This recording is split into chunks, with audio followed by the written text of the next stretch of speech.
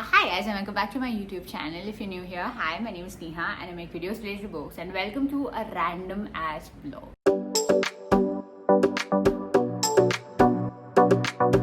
So yeah, I literally just finished filming my mid-year book freak out tag. Hopefully that has gone out before this. And the sun is out. Like literally after I finished a sit-down video, like I had to switch on my ring light, which is behind me, because it was so dark. But now the sun is out, which is just great. So yeah. Anyway, it's about 2 p.m. right now. I just finished filming. I'll take a thumbnail, and I also want to take like a shorts video, which I will do that. And after that, I think I'll just have some lunch, and then we'll see where the day takes us. It's a very, very rainy day. I don't think I'll be stepping out, but yeah.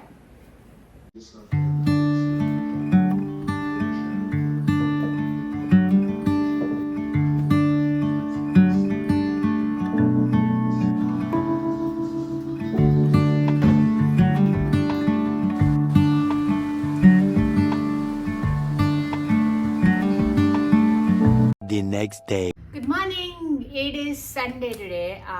It is around 11:20 a.m. I woke up pretty late because I slept really late because I finished Enter Ghost by Isabella Hamad last night. I finished it at exactly 12, and I was in bed just like flipping through. I had the sample of Lies and Weddings by Kevin Kwan downloaded, and I was just flipping through it just to like, because I was not feeling sleepy. I just thought I'd flip through a few pages, and I ended up getting really invested in the story. So I bought the ebook and I've been reading it since. Last night I was about 60% done, and today I've been reading it for a while. So I'm now 70% done with this book, and I am enjoying it. But let's talk about Enter Ghost for a minute. This is set in Palestine, where Sonia, who's an actress, her family is from Palestine, though she grows up in London. She comes back. She used to come back every summer, but then suddenly she stops after her, I think, adolescence and her parents separate. She comes back after several decades, and she gets involved in this play, which is adapting Hamlet in Arabic, which is to be shown on the West Bank. So, so the play has different people. Like you have somebody who's a very famous pop star, you have somebody who's from the refugee camps, you have people who are activists for the Palestinian cause. So she gets involved in these people, and also she explores the ties of her with the Palestinian struggle, her family's role in it, and just her relationship with her country and with her origins. I liked this book. I think it gave you a really good perspective on how the day-to-day life of Palestinians was even before the war, how much of chaos was in their life. Like, checkpoints would emerge every second day. There would be random bombings which they would blame on the Palestinians, and then they would shut down mosques, and you're not even allowed to pray. There's just this fear of there's just an atmosphere of fear that everybody is living through.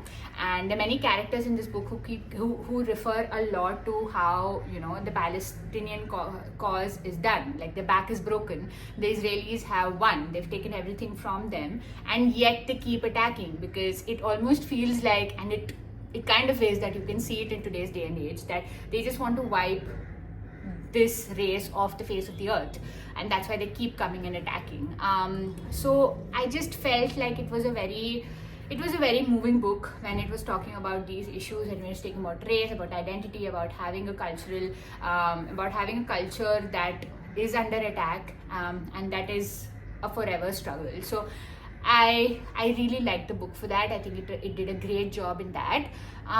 There were a few points where there were just too many details, and because of that my attention was wavering a little bit, but overall I really liked this book, and I would definitely recommend it. I think it was nominated for the Women's Prize. It didn't win, but yeah, that's why I picked this one up. And I've been wanting to read a book set in Palestine and Israel for quite some time because of the current setting, and also because I wanted to understand books from there. And fiction for me is a great way to understand real life history, facts, real life struggles, because you're in the shoes of the people who are literally on ground facing this day in, day out, right? So I just feel like fiction's a great way and it's also an empathizer, right? Like when you're reading about these people, they're not just like people that you read in news, because that feels a little impersonal, even though opinion pieces, even though you see photographs and you empathize with them. But reading a book about them, about characters that you come to feel for, you come to give your heart to,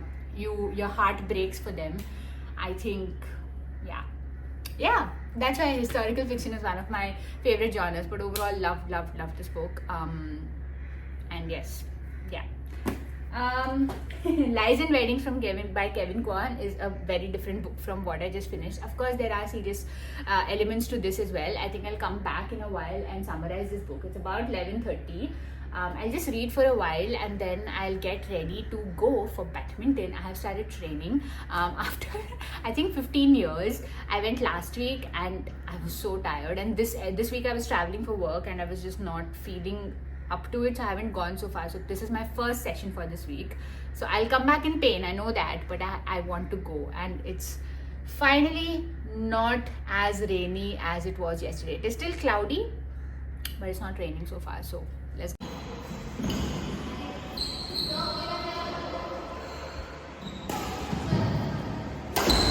I'm ready for a day in Bandra.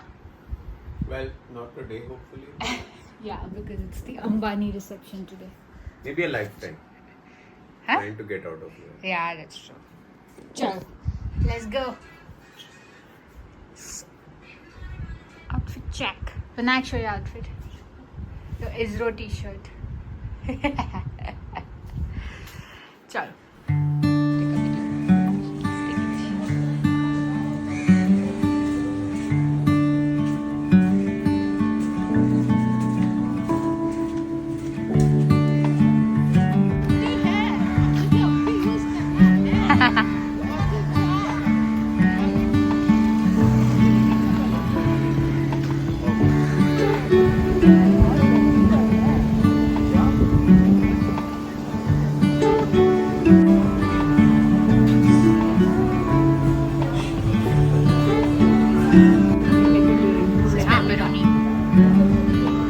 You excited?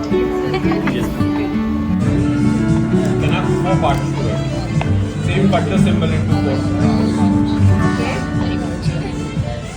It is Monday now and I'm just back home. It's about 5:45 p.m. I left early from office because it's been raining and it stopped raining briefly. So I thought I'll just leave for home before it gets like mad crowded and mad waterlogged. So yeah, anyway, before I could take off this face and sit with a bare face, I also want to put a hair mask. I thought I'll just sit and talk to you about the book that I finished reading, which I'll go get. So, like I was telling you, I had randomly started reading Lies and Weddings by Kevin Kwan. I always like Kevin Kwan's books, especially Crazy Rich Asians. I really did not like his previous one. I've forgotten the name also. I felt it was too without substance.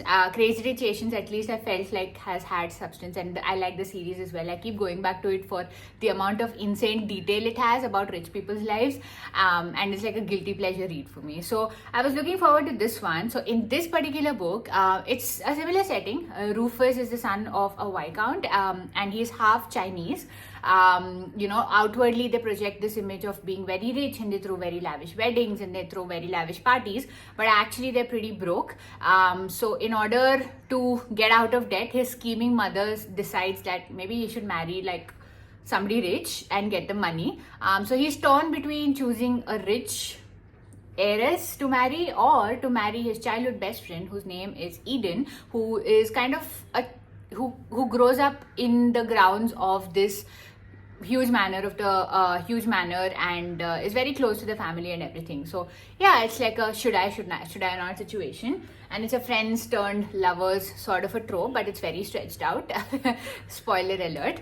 Overall, I like this book. Like I said, I liked it much better than his previous outing, which I really did not like, but this one was fun. There's a suspense element to it as well, which I guessed on like the fourth chapter, but that was also, it kept it going at least, and it was relevant. I like the characters. They were not too flighty. There was substance to the characters. There was character work done. The only thing with Kevin Kwan is right now I feel like all his books have the same concept, like rich boy falling in love with a poor-ish girl not from the same class of society, but then because of some twist, she gets money and she becomes like equal to him, and that's when their parents come around to the girl marrying the guy, and usually the mother. So I feel like it's been overdone a lot, but anyway, those are my thoughts. I have some work, so I will take off my clothes, put on a hair mask, get a drink. Shikanji, I think, is my new favorite drink. And then yeah, I'll catch you later. I do have to pick out a book to read. Let's see what I pick out.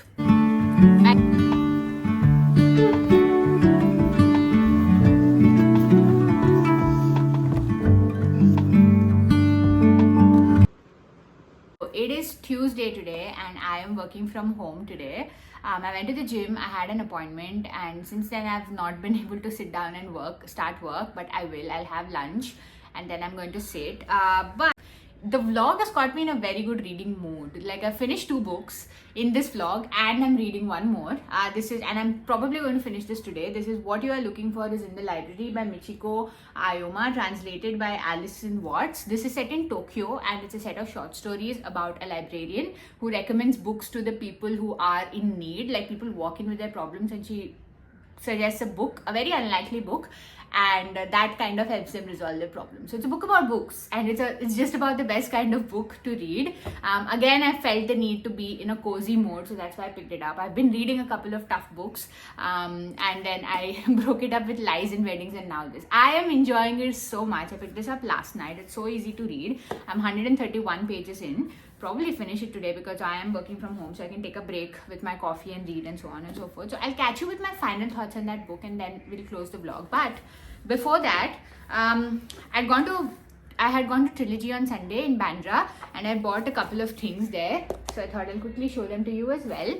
I bought Rosarita by Anita Desai. This is a 2024 release and it is a book where a girl is in Mexico where she thinks she doesn't know anybody, but somebody walks into her and thinks that they are their friend's daughter and they strike up a conversation. That's what I got from reading the 2-3 pages that I could. I've never read Anita Desai, so I'm interested in this. And the other one is Paracel Against the Axe by Helen Oyeyemi. This is set in Prague, so I bought it for a special reason.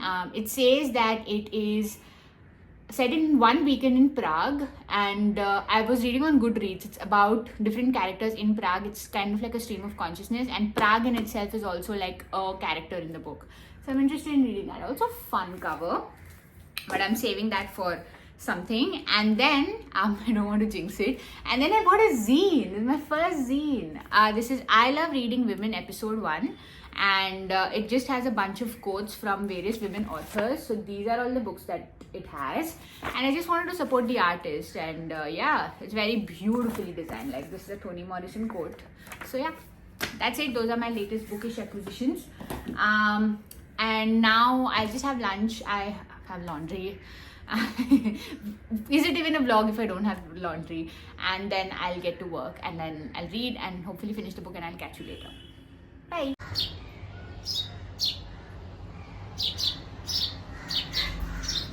That would be a bit of a random clip, but you will always hear crows in the background of my videos. There's a lot of crows in where I live, but first time I'm hearing a sparrow, and I had to document it on video. This is the bathroom, unfortunately, but Loki, I love sparrows.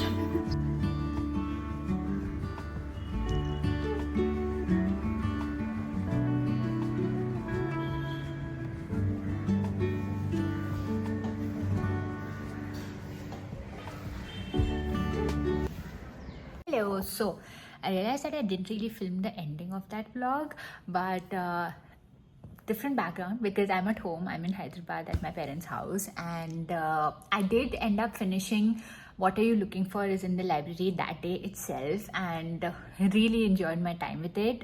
4 stars out of 5. A book about books. Like I explained, it was a book about books. It's about people going to a library and this very, very intuitive librarian recommending them offbeat books which would eventually help them get on a better path in life. Like if someone wants to change their job, if someone wants to open like an antique store of their own, if someone just is looking for motivation, the library helped them achieve that. And yeah, I really liked it. It was again a very cozy book. Like I said, this is the year of the cozy books for me. But that's it. Overall, this was a very fun vlog because I ended up working from home quite a bit in that week, so I managed to read quite a bit, and that's why this vlog also had so many books. But I'll end it now. I'm in a new place. It's a new week from tomorrow, and yeah, that's it. I hope you enjoyed the vlog. Please like, share, comment, subscribe, all of that, and I will see you in the next one.